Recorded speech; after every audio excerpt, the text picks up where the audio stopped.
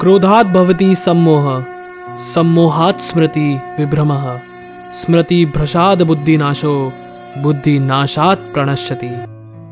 श्री कृष्ण कहते हैं कि क्रोध से मनुष्य की मति मारी जाती है, जिससे उसकी स्मृति भ्रमित हो जाती है। स्मृति के भ्रम हो जाने से मनुष्य की बुद्धि नष्ट हो जाती है और बुद्धि का नाश हो जाने पर मनुष्य खुद अपना सर्वनाश कर देता है। इसका मतलब यह हुआ कि केवल क्रोध से मनुष्य अपनी बुद्धि के साथ अपने आप का भी सर्वनाश कर देता है।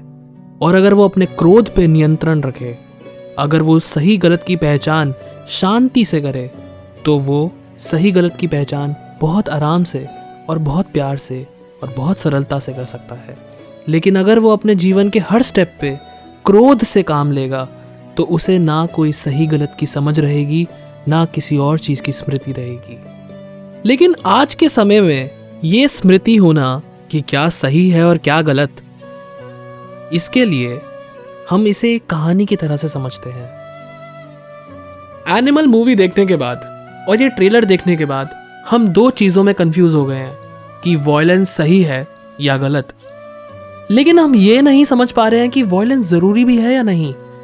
अब वॉयलेंस जरूरी है या नहीं, ये हम और आप नहीं, ये सिचुएशन डिसाइड करती है। महाभारत हुई क्योंकि उस वक्त सिचुएशन ये डिमांड कर रही थी। अब हम हर चीजों में सही गलत ही क्यों देखते हैं? ये क्यों नहीं देखते कि उस वक्त की सिचुएशन क्या डिमांड कर रही है? महाभारत सुनी सबने, लेकिन समझी कितनों ने? इतने वॉयलेंस की जरूरत ही क्यों पड़ गई, वो भी भगवान श्री कृष्ण के होते हुए? ये किसी ने नहीं सोचा।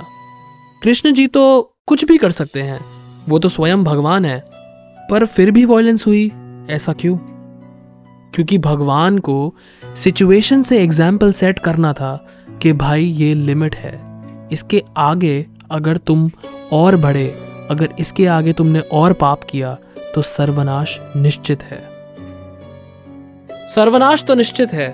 जितना बुरा इंसान, जितना बुरा मनुष्य दूसरों के साथ करता है, उतना ही बुरा वो इस जन्म में भोग के जाता है। और उसका किया हुआ बुरा केवल उसको नहीं, बल्कि उसकी टीम, उसके साथ रहने वाले लोग, उसके परिवार को भी इंपैक्ट करता है। तभी तो हमारे बड़े बूढ़े ये बता के गए हैं कि धर्म से चलो, सही चीज करो, गलत चीज मत करो।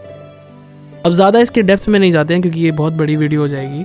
हम बस इतना समझते हैं कि उस सिचुएशन में पीस सॉल्यूशन ही नहीं था, क्योंकि वो सिचुएशन ऐसी नहीं थी। श्री कृष्ण ने सब कुछ ट्राई कर लिया था, लेकिन सिचुएशन इतनी वर्स्ट बन गई थी कि एंड में महाभारत ही सॉल्यूशन था। अब आप ही बताइए, जब लास्ट में श्री कृष्ण शांति का प्रस्ताव लेके एक शांति दूत बनके दुर्योधन के पास गए, तो क्या किया दुर्योधन ने? क्या आप जानते हैं? मैं बताता हूं। दुर्योधन का अहंकार इतना बढ़ गया था कि उसने स्वयं भगवान श्री कृष्ण को ही बंदी बनाने का आदेश दे दिया।